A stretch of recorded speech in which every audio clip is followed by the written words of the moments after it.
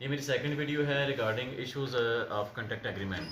Construction के मामला में जो हम कॉन्ट्रैक्ट एग्रीमेंट करते हैं उसमें जो इश्यूज़ आते हैं उनसे काउंटर करने के लिए जो एक टेक्टिक्स हैं या पैरामीटर जो हम अप्लाई करके इनसे बचा जा सकता है, उसके लिहाज से है एक हमारा कि रेट, हमारा जो रेट है लेबर रेट है कंट्रैक्टर के साथ वो किस तरह होना चाहिए। किसी भी प्रोजेक्ट पे कंट्रैक्टर जो है वो कुछ फैक्टर्स की वजह से भागता है। उनमें पहला फैक्टर ये होता है कि अगर कंट्रैक्टर को अच्छी पेमेंट मिल रही है, अच्छा रेट मिल रहा है तो कभी नहीं भागेगा। सेकंड, इसको टाइम पे पेमेंट मिल रही है तो भी कभी नहीं भागेगा। अगर भागता है तो उसका मतलब है कंट्रैक्टर जो है वो बंदे का पुत्र नहीं है अभी, इन शॉर्ट ये बात है। अदरवाइज़ कंट्रैक्टर किसी भी प्रोजेक्ट से वो नहीं भागता। तो नॉर्मली हमारी प्रैक्टिस यही होती है कि हम दो चार पैसे बचाने के लिए अपना जो प्रोजेक्ट है वो लो रेट्स पे कंट्रैक्टर के हाथ पकड़ा देते हैं।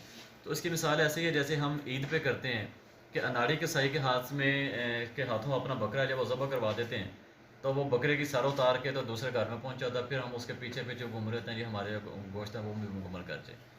तो इसमें मैं आप लोगों को ये सजेस्ट करूँगा कि कोई भी कंट्रैक्टर है जो आपको लो रेट्स के ऊपर काम करके दे रहा है, वहीं से समझ जाए कि वो कंट्रैक्टर जो है वो आपको अच्छा काम करके नहीं देगा।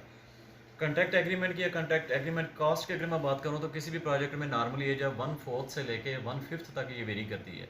उसकी मिसाल ये है कि अगर हमारा एक प्रोजेक्ट है उसकी जो लागत है या कास्ट है वो 1 करोड़ रुपये तक आ रही है, तो हमारी जो लेबर कास्ट है वो वेरी करेगी 20 लाख से लेके 25 लाख तक जो है वो वेरी करेगी।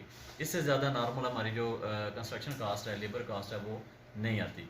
तो हम उस जो 20 लाख से लेके 25 लाख तक का जो डिफरेंस है उसको कवर करने के लिए या उसको बचाने के लिए हमारे जो काम की क्वालिटी है उसको कंप्रोमाइज़ कर देते हैं। ये ज़हन में एक बात याद रखें कि कोई भी कंट्रैक्टर अपने पल्ले से डाल के आपको काम नहीं करके देगा।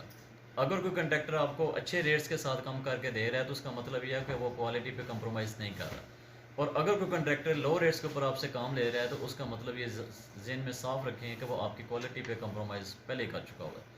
वो आपके उसकी मैं आपको मिसाल देता हूँ कि जो वो कंट्रैक्टर जो अच्छे रेट्स पे काम कर रहा है वो कभी भी अनस्किल्ड मैसन नहीं लगाएगा या मैसन हेल्पर जब वो नहीं लगाएगा।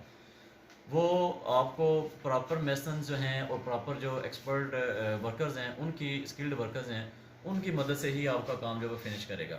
अगर एक बंदा लो रेट्स पे काम ले लेता है तो वो होगा क्या कि एक मिस्त्री होगा उसके साथ स्किल्ड वर्कर होगा, बाकी 3 उसके साथ जो मैसन हेल्पर हैं वो साथ अटैच किए होंगे। एक जो स्किल्ड वर्कर है, अगर आज की मैं बात करूँ तो वो तकरीबन 1600 रुपये पर डे दिहाड़ी लेता है। तो साथ 3 हेल्पर होंगे तो वो उनको 1000 रुपये के ऊपर जो है वो साथ अटैच कर देगा। नतीजतन क्या है कि आपके क्वालिटी के इश्यूज़ हैं वो आने शुरू हो जाएंगे और बाद में फिर आपके डिस्प्यूट्स में आएंगे, बाद में आपके क्रैक्स भी अपीयर होंगे, मेसनरी में आएंगे, प्लास्टर में ख़राब करेंगे और इन चीज़ों को जो है वो क्वालिटी इन शार्ट आपकी कॉम्प्रोमाइज़ हो जाएगी। तो जब भी एग्रीमेंट करें, मैंने लास्ट टाइम भी ये चीज़ कही थी कि आपका जो एग्रीमेंट है वो कवर्ड एरिया की बेसिस पे हो, बड़ा क्लियर कट हो, सिंप्लीफाइड हो, जिसमें तमाम ये चीज़ें सीढ़ी है, आपकी किचन की टॉप स्लैब है, या बाकी जो चीज़ें हैं ये उसी एग्रीमेंट जो है आपका कवर्ड एरिया रेट है उसी के अंदर ऐड करके फिर आप एग्रीमेंट करें ताकि एग्रीमेंट के जो इश्यूज़ हैं उससे बच सकें। सेकंड चीज़ ये है कि आप अपनी लेबर जो है 1 लाख 2 लाख रुपया बचाने के चक्कर में आप अपनी क्वालिटी पे कॉम्प्रोमाइज़ ना करें। अच्छे कॉन्ट्रैक्टर के साथ अच्छा कॉन्ट्रैक्ट एग्रीमेंट करें, उसको अच्छे रेट दें और उन अच्छे रेट्स की बुनियाद पे फिर आप उससे अच्छा काम ले सकते हैं।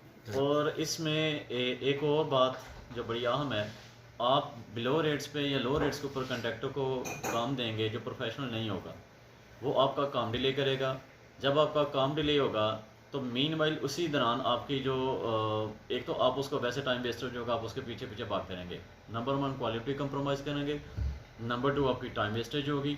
वही टाइम जो आपने उसके पीछे खपना है वही आप टाइम अपना किसी जो पॉजिटिव एक्टिविटी है उसमें यूज़ कर सकते हैं, तो पर्पसली उसको यूज़ कर सकते हैं।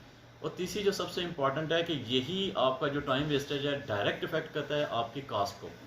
वो इस तरह से है कि आज अगर सीमेंट का रेट जो अगर मैं 1 महीना पहले की बात करूं तो उसमें और आज में स्टील की जो कास्ट में डिफरेंस है पर केजी का, वो तकरीबन 35 से 40 रुपये पर केजी डिफरेंस आ गया हुआ है।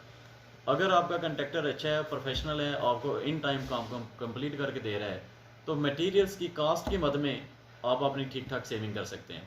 फॉर एग्जांपल एक जो 5 मरले की स्लैब है उसमें आपका जो स्टील लग रहा है वो तकरीबन से 25 मन लग रहा है।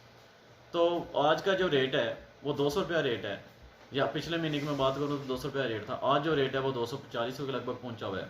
तो 25 मन को आप 40 से मल्टीप्लाई कर लें तो कम से कम जो है तकरीबन आपका देख लें लाख एक से ज़्यादा तो फ़र्क आपका खाली स्टील में आ जाएगा। क्रश का इसके अलग होगा, सीमेंट का इससे अलग होगा।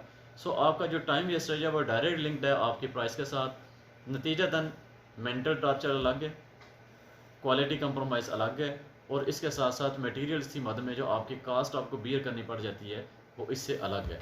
नतीजा यही होता है कि कान को इधर से पकड़ें या इधर से पकड़ें, पैसे आपके ज़ाया होने हैं। तो अच्छे कंट्रैक्टर को प्रोजेक्ट दें, अच्छे इंजीनियर से अच्छे एक्सपर्ट्स की मौजूदगी रहनुमाई में उसको कंप्लीट करवाएं और इन टाइम कंप्लीट करवाएं। डायरेक्ट इन टाइम जो है आपका डायरेक्ट लिंक्ड है आपके कास्ट के साथ, वही कास्ट आप जो लेबर की मद में बचा रहे होते हैं वो आपके मटीरियल्स की मद में ज़ाया भी कर रहे होते हैं। तो ये चीज़ें हैं कि इस चीज़ को आप जितना बेहतर मैनेज कर सकते हैं इतनी अच्छी आप आपकी क्वालिटी को और कास्ट को इफेक्टिवली कंट्रोल कर सकते हैं। जज़ाकल्लाह।